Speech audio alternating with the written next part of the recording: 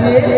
এই জন্য যদি আল্লাহ রাব্বুল আলামিন মানুষকে আশরাফুল মাখলুকাত বলে, তাহলে তো দুনিয়ার কিন্তু অনেক প্রাণীও আছে। যেমন বিল্ডিং বাড়ি বানাতে গেলে সেই দিক থেকে লক্ষ্য করেও যদি বলি, বাবুই পাখিকে আশরাফুল মাখলুকাত বলা হতো। কেননা বাবুই পাখি এত সুন্দর করে তাল গাছে বাসা বাঁধে। বাবুই পাখির মধ্যে বাসা বাঁধতে পারে? মানুষ কেউ পারে না। তাহলে যে এত সুন্দর করে তৈরি করলো, এত সুন্দর করে বাবুই পাখি বাসা বাঁধলো, এই কারণে যদি আল্লাহ রাব্বুল আলামিন আশরাফুল মাখলুকাত বলতেন, তাহলে সবচেয়ে বড় মাখলুকাত বাবুই পাখি হতো, তাই তো? কিন্তু আল্লাহ রাব্বুল আলামিন বাবুই পাখিকে আশরাফুল মাখলুকাত বলে না, তিনি বলেছেন মানুষকে আশরাফুল মাখলুকাত। কি কারণে? মানুষ তো সুদ খায়, মানুষ তো ঘুষ খায়, মানুষ তো অন্যায় করে, মানুষ তো এক অপরের উপরে জুলুম করে।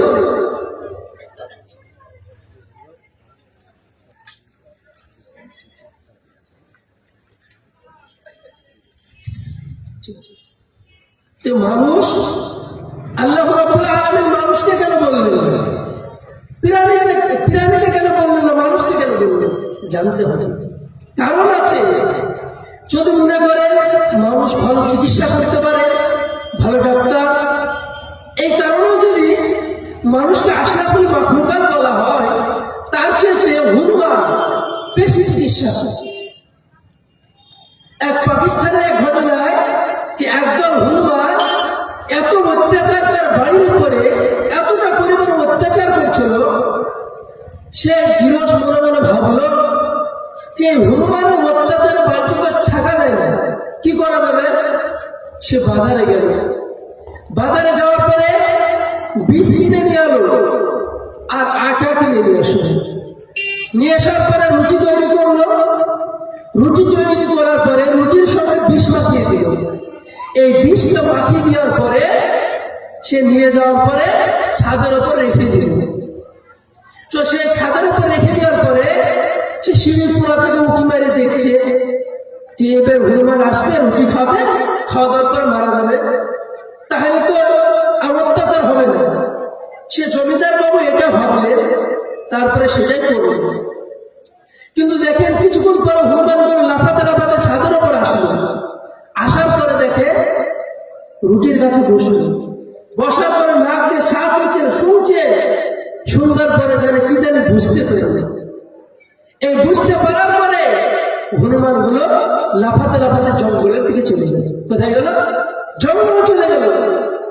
জঙ্গলে যাওয়ার পরে এবার হনুমানরা জঙ্গলে যাওয়ার পরে গাছের ডাল আর পাতা সে ছিঁড়ে নিয়ে আবার ওই ছাদে এসেছে।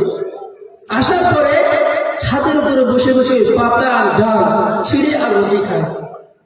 বিষে কোনো কাজ হলো না। সে যদি হনুমান যদি আমাদের চিকিৎসা করতে পারে, তারপরে আল্লাহ রাব্বুল আলামিন হনুমানকে আশরাফুল মাখলুকাত বললেন না, মানুষকে কেন আশরাফুল মাখলুকাত বললেন?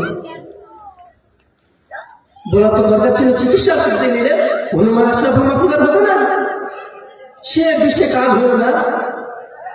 তারপরে একটা হনুমানও যেহেতু মারা যায়নি, বিষে যেমন কাজ হলো না, আল্লাহ রাব্বুল আলামিন হনুমানকে আশরাফুল মাখলুকাত বলেন।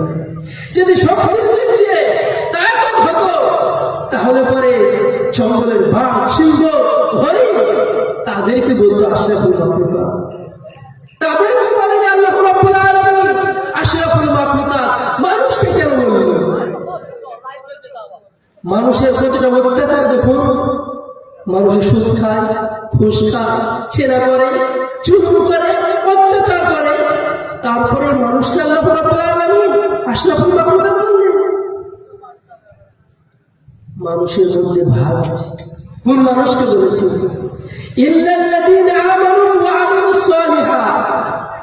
যারা নেক আমল করে, যারা সৎ আমল করে, যারা ঈমান এনেছে, তাদেরকে বলেছে আল্লাহ রাব্বুল আলামিন আশরাফুল মাখলুকাত।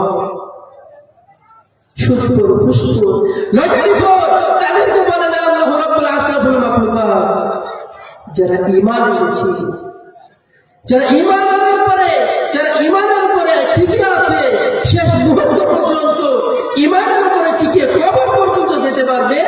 তাদেরকে আল্লাহ রাব্বুল আলামিন আশরাফুল মাখলুকাত বলেছেন। তাহলে এখান থেকে কি বোঝা গেল?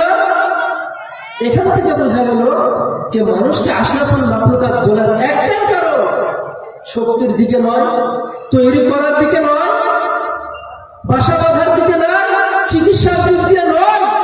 আল্লাহ রাব্বুল আলামিন বলেন ঈমানের দিক দিয়ে। ঈমান কত জিনিস। আপনি যদি ঈমান না আনেন, আপনার যদি ঈমান না থাকে, তাহলে কি হবে? আপনি যদি বেঈমান হয়ে যান, আপনি যদি বেঈমান হন, আপনার কোনো কাজে লাগবে না। ধরেন আপনি একটি চিঠি লিখেছেন, অমুক জনের বাড়িতে পাঠাবেন, সেই চিঠিটা যার বাড়িতে পাঠাবেন তার নাম লিখে নিন, সে গন্তব্যস্থান উল্লেখ করেনি, আপনি চিঠি লিখেছেন, চিঠিটা পাঠিয়ে দিলেন, সে জায়গায় পৌঁছাবে? বলেন, সে বাড়ির নাম লিখে নিন। সে চিঠিটার মধ্যে যদি সোনার কলম হয়, জাফরান যদি কালি হয়, কিন্তু গন্তব্যস্থলে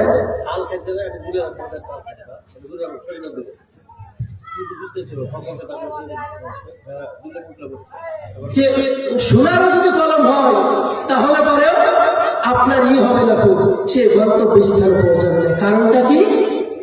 এক নম্বর কারণ, আপনাকে করতে হবে, সে যার কাছে চিঠি পাঠাবে তার নামটা উল্লেখ করতে হবে, তবে সে জায়গায় আপনার চিঠি পৌঁছাবে। আমি যদি আমল করি, আমলের সর্বপ্রথম কি করতে হবে? ঈমান আনতে হবে। আমাদের ঠিকানার জায়গা হচ্ছে ঈমান। ঈমান যদি থাকে, তাহলে পরে ঠিক গন্তব্যস্থানে আমাদের চিঠি পৌঁছে। আপনি যদি ঈমান বিহীন কাজ করে, ঈমান নাই, রোজা রাখছেন, হজ করছেন, সাদকা করছেন, আপনার কোনো কাজে আসবে না। ওই চিঠিতে হতো কিনার গন্তব্যস্থানের নাম লিখে নিন, এই কারণে সে জায়গায় চিঠি পৌঁছায়নি। আপনারও যে নাম লেখার ঈমান নেই, এই কারণে আপনার আমলও গন্তব্যস্থানে পৌঁছাবে না। এই জন্য কি করতে হবে? সর্বপ্রথম ঈমান আনতে হবে। কয়েকটি জিনিসের উপর ঈমান আনবো? 7টি জিনিসের উপর ঈমান আনা জরুরি। কয়টি? 7টি। 1 নম্বরে আমানতু বিল্লাহি, ঈমান আনবো কার উপরে? আল্লাহর উপরে। যে রবকে আমরা দেখিনি, সে রবের উপরে বিশ্বাস করে সর্বপ্রথম ঈমান আনতে হবে। তারপরে আল্লাহর উপরে আমানতু বিল্লাহি। 2 নম্বরে ওয়া মালাইকাতিহি, ফেরেশতার উপরে ঈমান আনতে হবে। তারপরে ফেরেশতা। বলেন তো, আল্লাহকে আপনারা কেউ দেখেছেন? কেউ দেখেন না। ফেরেশতা দেখেছেন? তাও দেখেন না। কিছু কিছু জিনিস দেখতে পাওয়া যায় না, অন্তরে বিশ্বাস করতে হবে। আল্লাহ আছে না? বলেন, আল্লাহ আছে।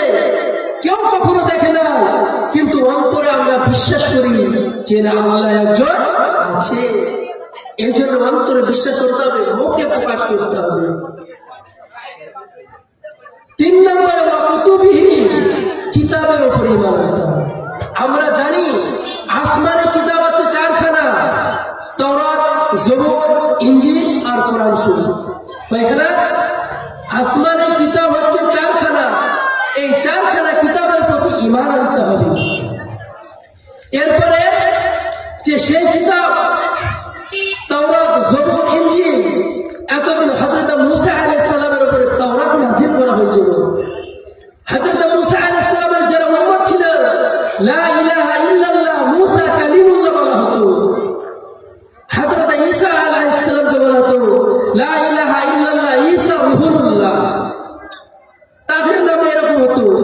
কিন্তু কোরআন নাযিল করা হয়েছে জনাবে মুহাম্মদ রাসূলুল্লাহ সাল্লাল্লাহু আলাইহি ওয়াসাল্লাম, তিনার প্রতি লা ইলাহা ইল্লাল্লাহ মুহাম্মাদুর রাসূলুল্লাহ। জোরে বলেন সুবহানাল্লাহ। যেহেতু আমাদের এখন কোরআনুল কারীম আমাদের সামনে মওজুদ, এই জন্য সমস্ত কিতাবের উপরে আমল করতে হবে। তাওরাত, জবুর, ইনজিল আমল করতে হবে কার উপরে? কোরআনুল কারীমের উপরে। আপনি যদি কোরআনুল কারীমকে ফলো করে চলে আর রাসূলের হাদিসকে, আপনি গন্তব্যস্থান জান্নাতে পৌঁছাতে পারবেন। যদি সেগুলোকে না মেনে আজকে যে বাতিল ফেরকা আছে, ফেরকাদের মধ্যে যদি পড়ে যান, আপনি গুমরাহ হয়ে যাবেন। সেগুলো কি করে মানবেন? আজ বড় দুঃখের বিষয়, বড় আফসোসের বিষয়, 50 থেকে 60 বছর নামাজ পড়ছে, সূরা ফাতিহা বলতে পারে না। এতটা আফসোসের বিষয়। আপনার নামাজ কি করে হবে? আপনাকে তো কোরআন শরীফ করতে হবে, আপনাকে তো মরতে হবে। কেননা আমরা দুনিয়ায় কেউ আজীবন টিকতে পারি না। আজকে আসরের নামাজের পরে একজনকে দাফন করে আসে এই গোরস্থানে, আমাদের কারো জানা নেই যে হয়তো আগামীকাল চলে যাবে। এখন আমি আপনাদের সামনে কথা রাখছি, আমার জানা নাই রেখতে রাখতে হয়তো আল্লাহ রাব্বুল আলামিন আমার জানটা কবুল করে নিতে। এই জন্য যতটা দিন বাঁচে আছি, যতটা দিন আমরা জীবিত আছি, দিনের পথে ফিরে আসি, আল্লাহ রাব্বুল আলামিনের কোরআনুল কারীমকে মজবুত করে ধরি এবং রাসূল করিম সাল্লাল্লাহু আলাইহি ওয়াসাল্লামের সুন্নাহর উপরে আমল করি। আমাদের জীবন ধন্য হবে, পরকাল ধন্য হবে। যদি কোরআন থেকে আমরা চলতে পারি, দুনিয়াও সাকসেসফুল, আখিরাতও সাকসেসফুল হয়ে যাবে। আর যদি কোরআন এবং হাদিস ছাড়া অন্য জায়গায় যাই, আমরা গুমরাহ হয়ে যাব। আপনি সে যেখানে যান না কেন, সে যতই ভালো কথা বলুন, কোরআন এবং হাদিস যদি না থাকে, আপনি গুমরাহ হয়ে যাবেন। অতএব কোরআন হাদিসের সঙ্গে সম্পর্ক রাখতে হবে। বলবেন যে কিন্তু আমাদের বয়স তো হয়ে গেছে, কোরআন হাদিস পড়তে পারি না, কিভাবে রাখবো? তবে আলেমদের সঙ্গে সম্পর্ক রাখবেন। আলেমদের কাছে জিজ্ঞাসা করে যে রুকুতে যে কি তাসবিহ পড়বে, সেজদায় যে কি তাসবিহ পড়বে, নামাজ দাঁড়িয়ে আল্লাহু আকবার বলে কি পড়বো, আলেমদেরকে জিজ্ঞাসা করবো। আলহামদুলিল্লাহ আমাদের এখন যোগ্য ইমাম আছে বসতে, তিনার কাছে মাগরিব পর হলে বসে যে হুজুর আমার কেরামটা দেখুন একটু, কিভাবে পড়লে পরে সহ্য হবে, একটু ফিকির করে। দুনিয়ার কেউ বাঁচতে পারবে না। আল্লাহ রাব্বুল আলামিন বলছে, ওয়ামাল হায়াতুদ দুনিয়া ইল্লা মাতাউল গুরুর। দুনিয়ার জীবনটা হচ্ছে ধোঁকা, ধোঁকা, ধোঁকা। এই ধোঁকার মধ্যে আমরা পড়ে আছি। যেদিন দুনিয়ার মধ্যে আপনি এসেছে বা আমি এসেছি, ব্যস্ত কিন্তু আমি ছিল না। আবার যেদিন দুনিয়া থেকে কবরে রেখে আসবে, সেই দিনও ব্যস্ত আমি থাকবো না। দুনিয়ার আসার পর থেকে নিয়ে কবরে যাওয়ার আগ পর্যন্ত এই সময়টা আমরা ব্যস্ততার মধ্যে আছি।